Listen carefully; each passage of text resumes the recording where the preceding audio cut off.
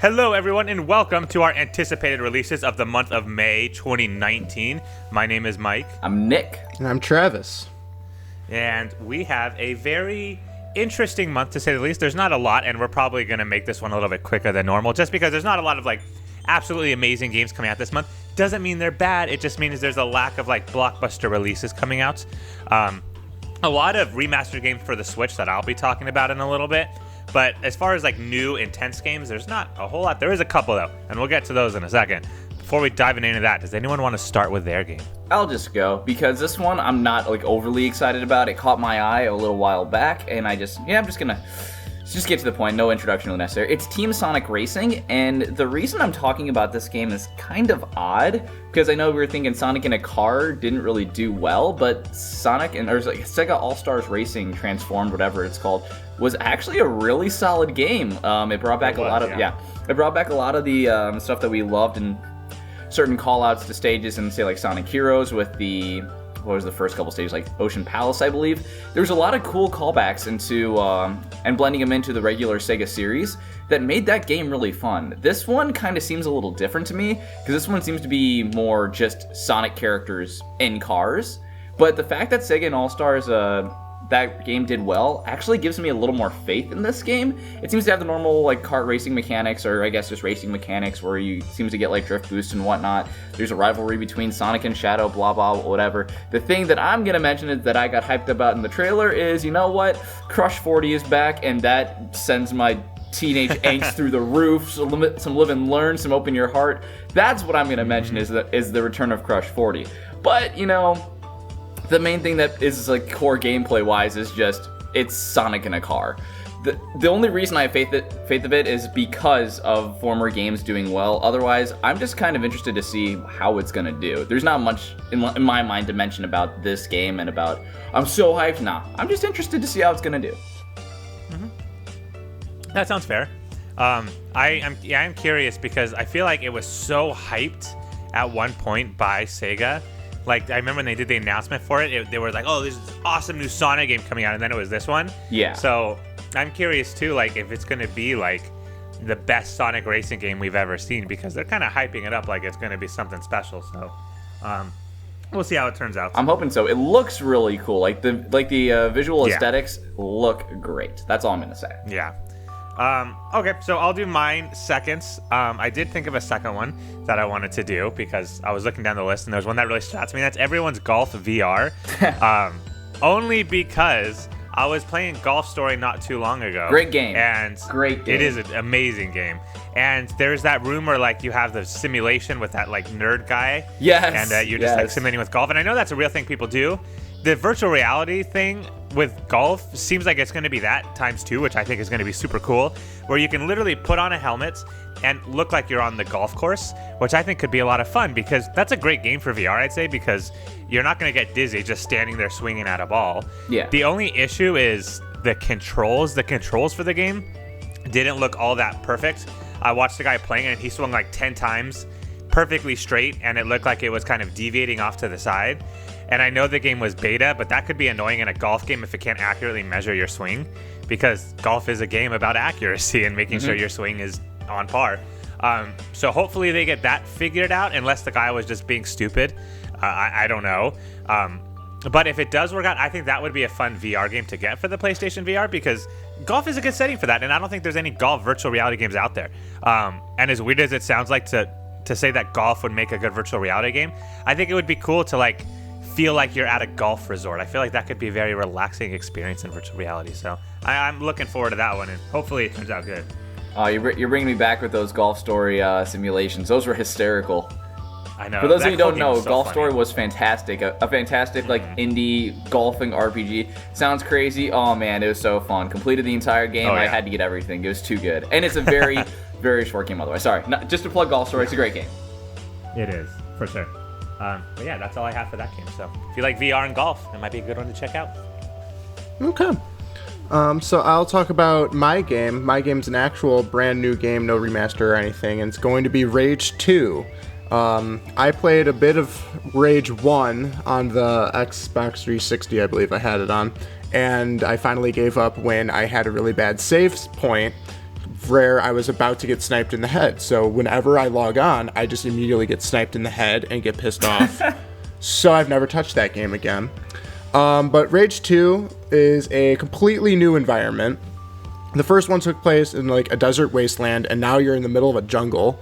You're killing like it sounds like a terrorist organization who's killed like a lot of your like friends or hometown or something. So now you're joining the fight to fight back. The gameplay that I've seen looks really cool. You have like some abilities, like this guy was jumping and like smashing the air and did like a shockwave around people. So you have like abilities for each of your like different buttons, which I guess kind of feels like paladins in a sense of that you'll just have abilities that are on cooldown, and then once it's good, you can just use it again. So that seemed interesting. I know Nick pointed out that Bethesda likes to use microtransactions now, so I'm hoping that doesn't mean that you have to just buy new abilities, that you can just find them as you like raid different villages and take over different checkpoints, but we'll see. But yeah, I was gonna say about that.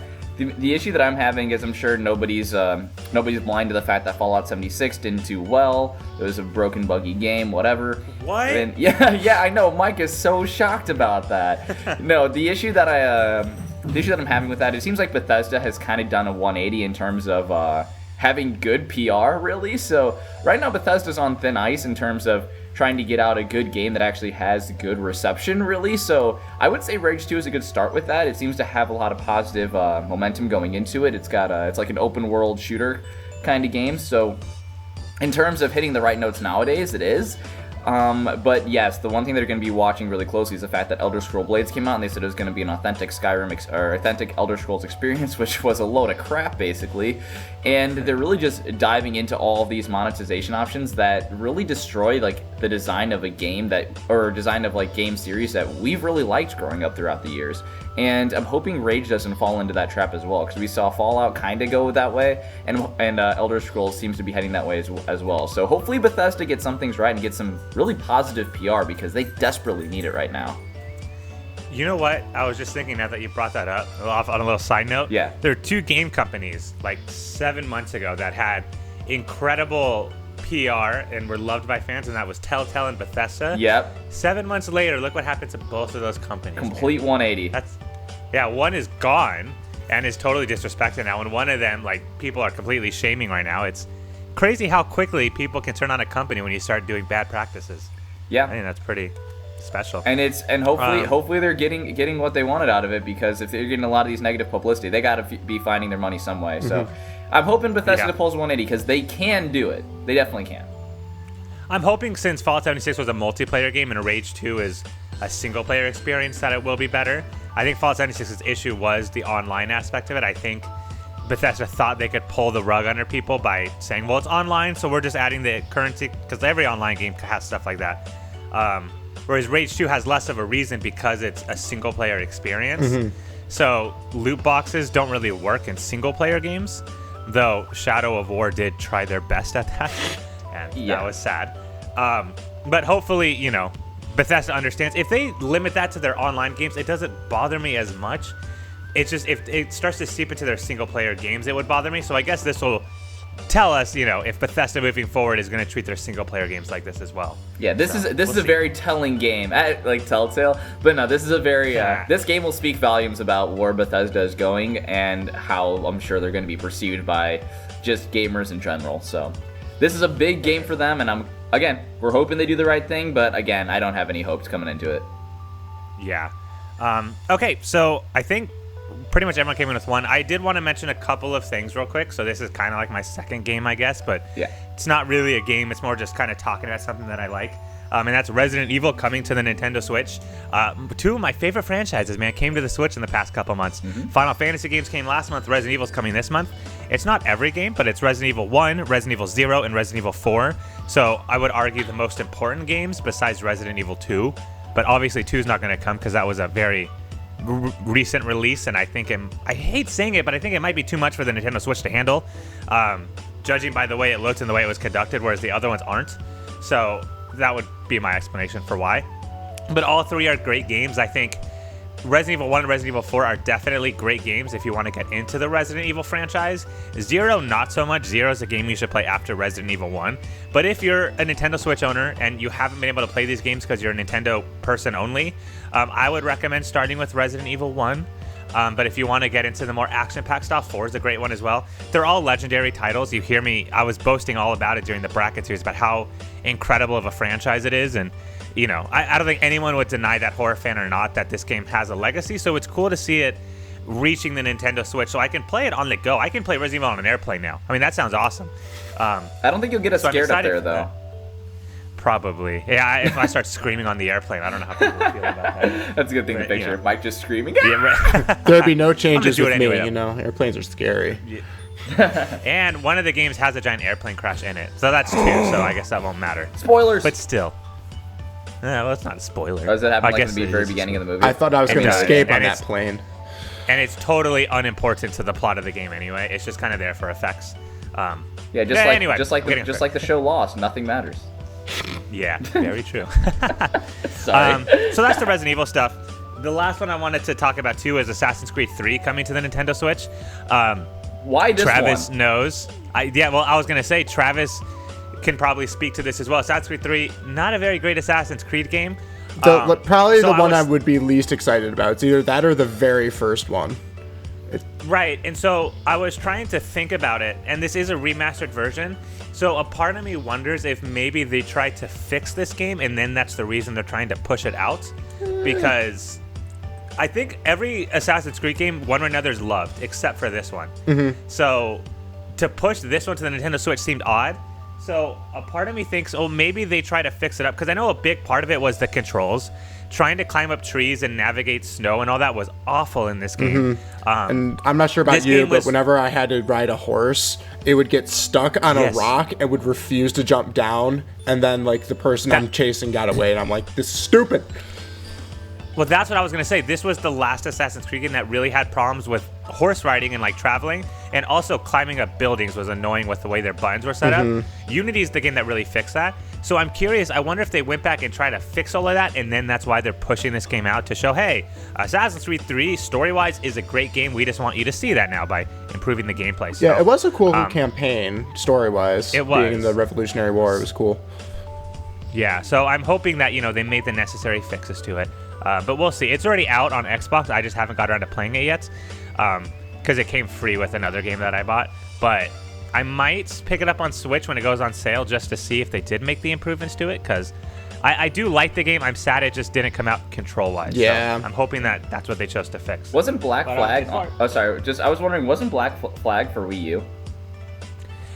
It was. And actually, so was Assassin's Creed 3. Okay. I was wondering, like, maybe that's... I was wondering if they didn't...